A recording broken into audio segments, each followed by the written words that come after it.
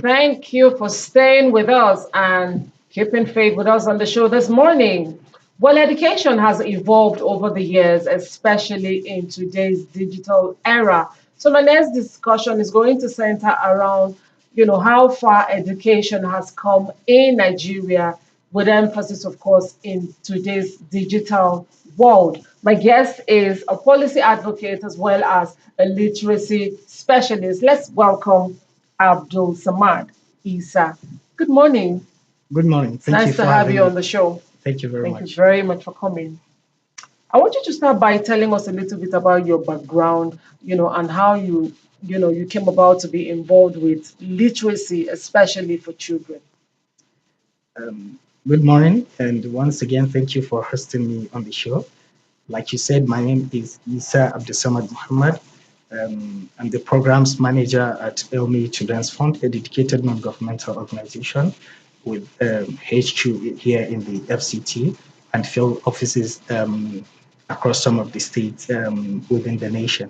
Um, I started working in the developmental sector around 2019 when I started working with Elmi Children's Fund, which is a implementing partner to the United Nations Population Fund. And that is where my a policy advocate and literacy journey starts. Because the organization works with marginalized children that doesn't have access to educational opportunities, children that are marginalized, children from hard-to-reach communities, and we designed educational programs in order to give an opportunity for these children to acquire knowledge and skills. So that is where my literacy journey starts. And from there, we started developing. When I joined, the organization was new, and we are just working to see how we can develop new programs that can cater for these marginalized children, because we know the number of children that are out of school in Nigeria is very high. The percentage of learning poverty, even within the educational system, is very high. Children at the age of 10 that cannot read, write, or compute simple Wow. arithmetic. Yeah, and so we wanted to see how we can Bridge that contribute in gap. bridging that gap to help these children acquire these certain skills. So that's where my journey starts as a literacy Interesting. advocate. Though from the university, I studied community development and literacy, so I'm still working Wow, very on interesting that there. particular line. We grew up, seeing children being taught ABCs, one, two, threes, basics, how to read and write and communicate and all of that. But in today's era, why is it so important that we should make sure children get digital skills? Okay, so if we are to trace the history of my education in Nigeria, or foundation of education in Nigeria, we can trace it into three stages: pre-colonial, colonial, and the post-colonial era. The pre-colonial era, that is before the coming of the white people in Nigeria, and the colonial era during the white people, and then Independence. post-independence era. Um, so what happened after 1960 when Nigeria got its independence? So the nationalists then sat down and think the education system that we inherited from the white people are not tantamount or in line with the yearnings, aspirations, and the overall or general philosophy of the Nigerian society. And therefore, there is a need to design an education that is in accordance with the philosophy, norms, culture, values, aspirations, and yearnings of the Nigerian people. And that is when the nationalists started to plan for the 1969 National Curriculum Conference, which gave birth to so many recommendations, and the 1977 National Policy on Education. So that is how we start to design education system that can adequately satisfy the educational needs of the Nigerian society. From then, we got the 1977 National Policy on Education, which encapsulated the five cardinal objectives of the Nigerian society, that Nigeria want to be a free and democratic society, a just and egalitarian nation, a united strong and self-reliant nation, a great and dynamic economy, and a land full of bright opportunities for all citizens. And okay, the nationalists said after developing these five cardinal objectives, okay, how can we now achieve these objectives? What is the strategic roadmap for the attainment of these five cardinal objectives?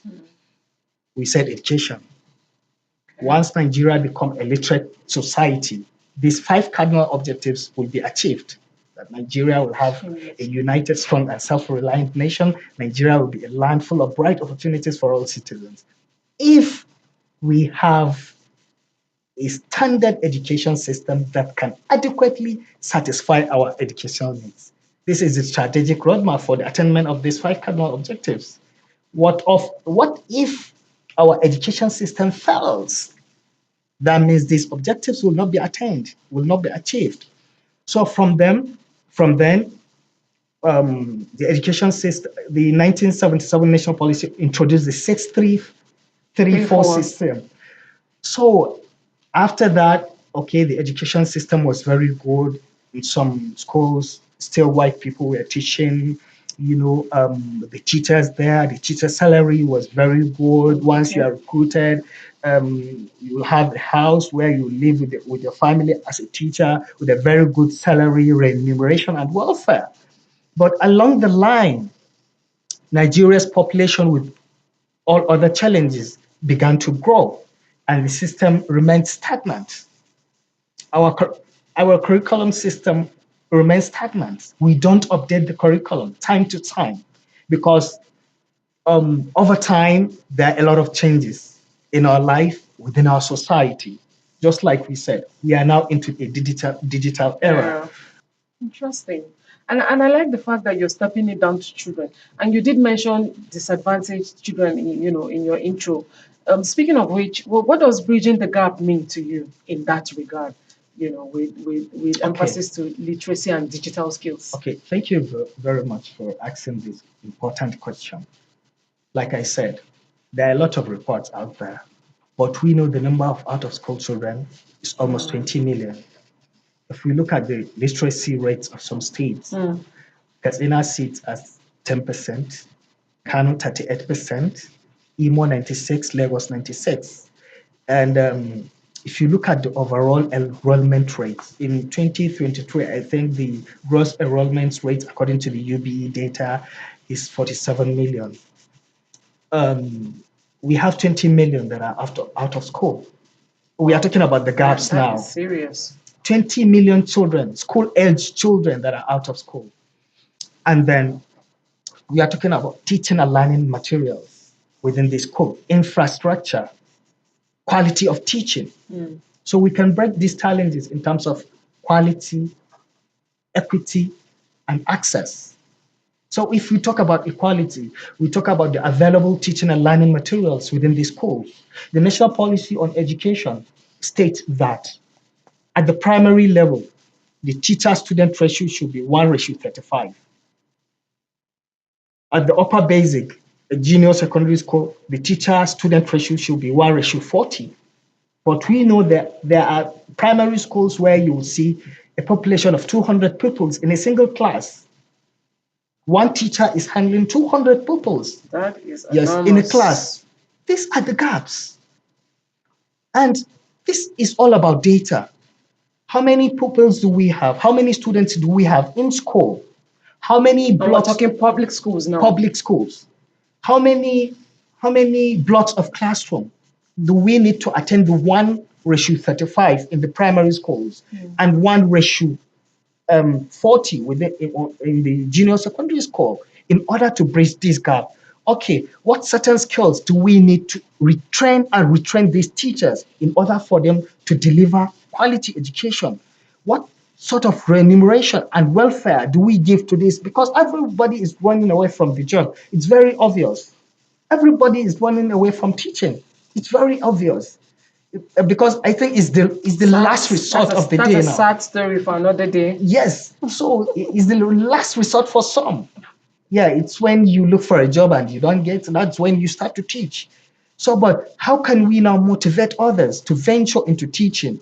improve the system, improve the welfare, improve the quality of teaching, improve the teaching and learning materials, teaching and learning aids, integrate technology into the curriculum, provide technological laboratories in primary and post-primary schools. These are the gaps, and these are the steps in which to bridge these gaps. If you look at the highest allocation to the education sector from in the last 10 years is 10.7 in 2015. 10.7 revenue allocation to the education sector. 10.7. This is very alarming. UNESCO's recommendation was 20%. OPEC, as members of OPEC, the recommendation to be an OPEC member is to allocate 25% of our annual budget to education. But in the last 10 years, we only allocated 10.7% as the highest in the last 10 years. But though Universal Basic Education Commission is doing its best, getting its funding from the Consolidated Revenue Fund, Tertiary Education Trust Fund is doing well, getting its funding from the 2% from the assessable profit from all registered companies in Nigeria. But then the government needs to increase funding. We must make education to be a priority of the Nigerian society if we really wanted to thrive. Yeah, interesting. Tell me about consequences, in today's world where everything is increasingly online and digitalized. What are the consequences for children who are not able to access these skills? Okay, just like you mentioned, everything is digitalized as of today. Yeah, I even hear they are going to be taking common entrance exams, computer-based CBTs, yes, and all exactly. of that from primary school very soon. So now, a student that has never had access to a practical class on computer literacy, basic computer literacy, how can you subject that student, that pupil, overnight to conduct to sit for a computer-based common entrance examination? To find the student will even find it very hard to even navigate on how to, even if he knows the answers. So where does it start? It starts from the school. How can we now equip these laboratories with the necessary equipment, necessary facilities within these schools in order to provide these skills for these children? Because we know that technology now is the order of the day. And in the coming years, if you are not technologically literate, if you are not digitally literate, you will definitely be left out. And this will just continue to perpetuate the cycles of poverty and digital illiteracy among our children. Here's a call to all the spirited individuals out there, uncles and aunties who would love to mentor. Here's your opportunity. Now, before we go, if you had one word for the world, still speaking on this issue, if you had an advice for the entire society, what would it be? Okay, we must make education to be our priority. With the level of how technology is shaping the world, we must integrate technology, digital literacy into the Nigerian educational curriculum. Like I said, the government needs to increase funding within the educational sector. Funding is very, very key because most of the challenges that we have, about 80% of the challenges that we have, funding, increased funding can solve them. Okay. So government has to increase federal allocation, revenue allocation to the education ministry. 10.7 is very, very low. Like I said earlier, UNESCO's recommendation is 20%. OPEC's recommendation is 25% of our annual overall budget to the education ministry. And we are the highest in the last 10 years, like I said, is 10.7. Increased funding to the educational sector, and there needs to be, we need to have a new national curriculum conference that we can invite all educational stakeholders within the country and development partners to sit down and review the current curriculum so that we can adequately integrate digital literacy into it in order to bridge the current digital divide within the country. And concerned NGOs? Yes. I mentioned development partners. Okay. Yes. Thank And you local very and much. international It's NGOs. been very insightful speaking with you. Thank you for coming on the show.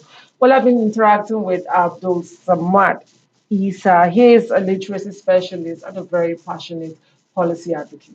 Stay with us. The show will continue. It's the weekend edition of Good Morning Abuja. We'll take a short break and be right back.